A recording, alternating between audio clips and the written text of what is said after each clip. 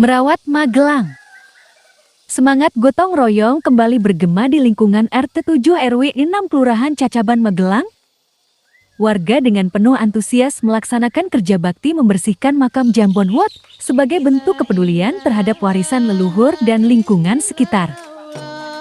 Kegiatan yang dilaksanakan pada pagi hari itu melibatkan bapak-bapak dan ibu-ibu. Mereka bersama-sama membersihkan rumput liar, sampah dedaunan dan meratakan tanah. Suasana hangat terasa di antara canda dan tawa yang mengiringi kerja sama mereka.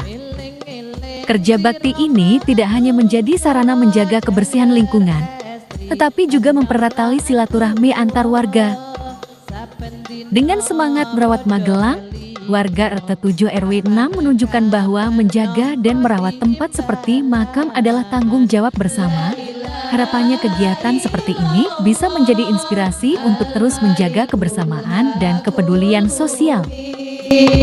Muhammadur Rasulullah Shadiqul Wadil Amin. Timbalane kang moho suci, gelem ora gelem bakal mati, disalini penganggon putih, yen wis budal ora bisa muli. La ilaha illallah al-malikul hakul mubin, Muhammadur Rasulullah Shadiqul Wadil Amin. Tumpakane kereta Jawa, roda papat rupa manungsa, jujukane omah guwa, tanpa bantal tanpa geloso.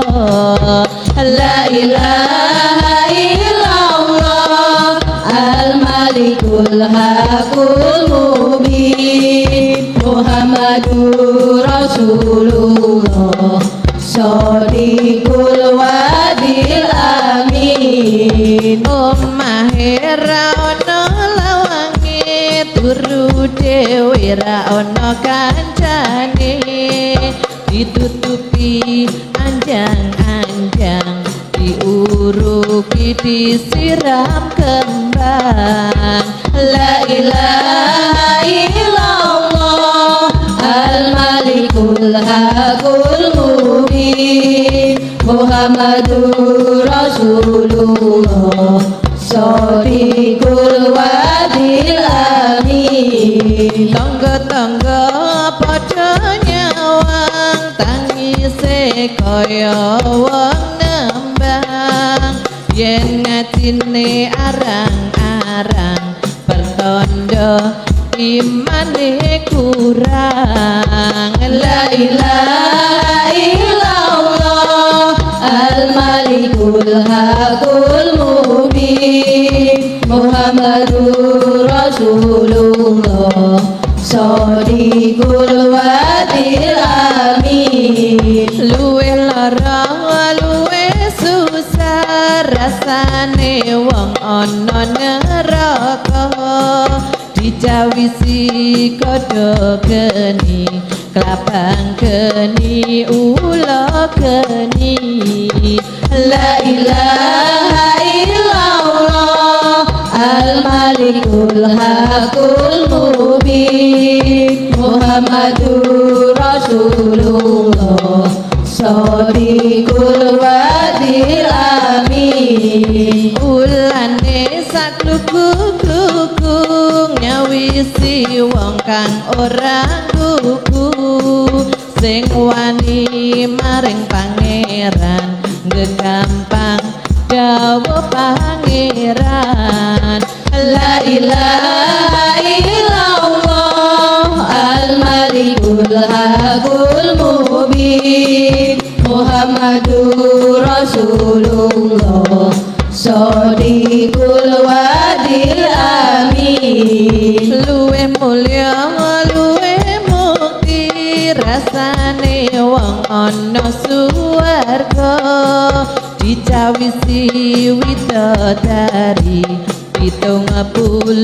punjul siji La ilaha illallah Al-Malikul Hakul Mubin Muhammadur Rasulullah Shadiqul Wadil Amin Ya Allah kita nyuwun kesan ingkang istiqomah Ya Allah kita nyuwun bidang pecah husnul khotimah La ilaha illallah Al-Malikul Hakul Mubin Muhammadur Rasulullah Shadiqul Wadil Amin barik alaihi